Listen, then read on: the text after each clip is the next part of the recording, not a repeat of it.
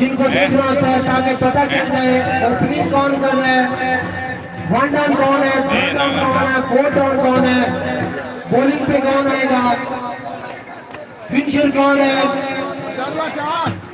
Hard hitter कौन है। जरा मेहरबानी करें एक स्टार भेज दें।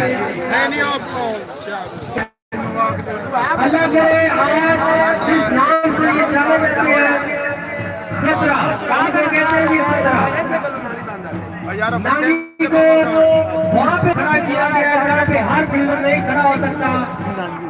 सिंगल पे जहाँ पे जो फील्डिंग होती है ये काफी मुश्किल होती है, और सेम जगह पे मोदी इकबाल को खड़ा किया जहाँ पे फील्डिंग बहुत तेज होती है कवर पे।